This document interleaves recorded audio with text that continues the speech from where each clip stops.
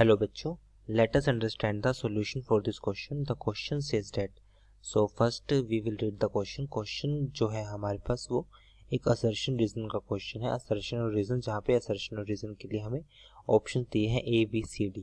तो A कहता है कि अगर assertion reason दोनों करेक्ट है, so reason जो है वो करेक्ट explanation है assertion के लिए. सेकेंड है if both assertion and reason are correct and but the reason is not correct explanation. Third हमारे पास assertion is correct but reason is incorrect. And last हमारे पास दोनों के दोनों इनकरेक्ट है. असर्शन हमारे पास है, a rocket does not work on the principle of conservation of momentum. Reason, linear momentum is equals to mass into acceleration. तो ये हमारे पास है असर्शन और रीजन का क्वेश्चन. सो यहाँ पे हम देख सकते हैं कि असर्शन और रीजन के क्वेश्चन में फर्स्ट जो रॉकेट है हमारे पास वो वर्क नहीं करता principle of conservation of momentum पे. सो फर्स्ट हम इसमें की कंसेप्ट देखते हैं. की कंसेप्ट फॉर दिस क्वेश्चन,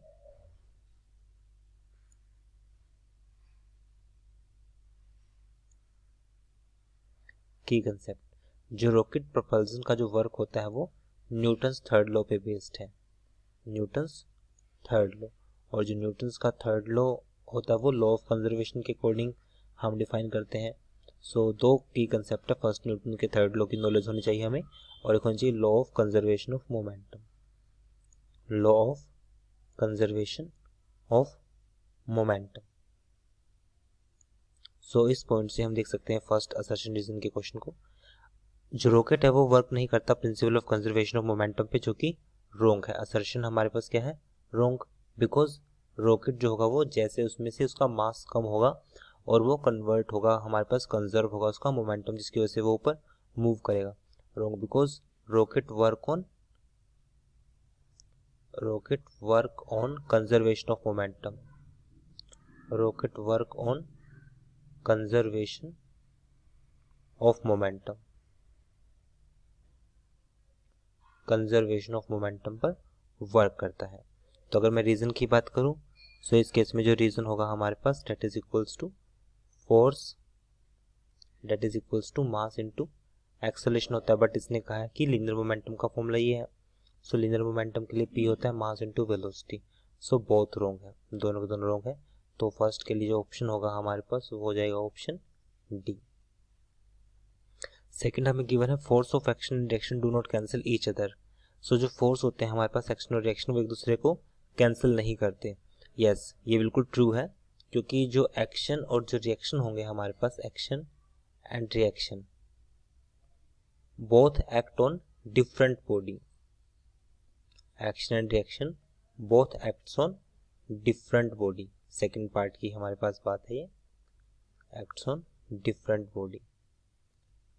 इसमें हमने क्या अप्लाई किया, न्यूटन्स का थर्ड लॉ. सो सेकंड है, इसका रीजन है force and action are equal and opposite. ये बिल्कुल राइट है. Force of action and reaction जो होते हैं वो एक दूसरे के अपोजिट होते हैं, इक्वल होते हैं. Force on one due to second will be equal to force on second due to first, but ये नेगेटिव होगा. सो फर्स्ट के लिए असर्शन राइट है बट रीजन रॉन्ग है. Assertion is correct. So force of action and reaction do not cancel each other. Sorry, assertion भी बिल्कुल right है और हमारे पास ये जो रीजन भी वो बिल्कुल करेक्ट है.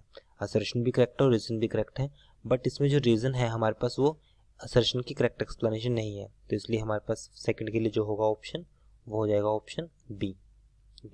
थर्ड हमारे पास है, a table cloth can be pulled from a table without dislodging the dishes. Reason, inertia of rest is tendency of body to resist any change in state of rest. Yes, option अगर हम third की बात करें, third में हमारे पास जैसे ही हम किसी भी प्लेट को से किसी भी डिश से नीचे कपड़ा उठाते हैं तो जो डिश है वो एज इट इज रहती है. It is due to inertia of rest. जिसका रीजन है वो इनर्शिया ऑफ रेस्ट की वजह से होता है.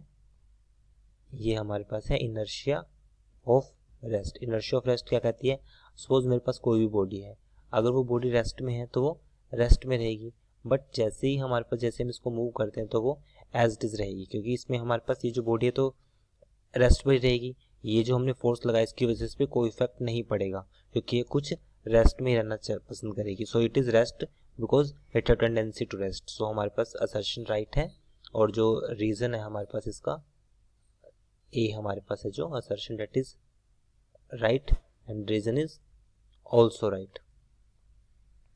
सो ये टेंडेंसी रहेगी. सो इसलिए हम इस पे पॉइंट ऑफ व्यू से कह सकते हैं कि जो वैल्यू होगी हमारे पास असर्शन रीजन के लिए वो होगा असर्शन राइट है और रीजन इसकी करेक्ट एक्सप्लेनेशन है, तो इसमें ऑप्शन जो ए होगा वो राइट है। सो थर्ड पार्ट के लिए ऑप्शन ए हमारे पास राइट है।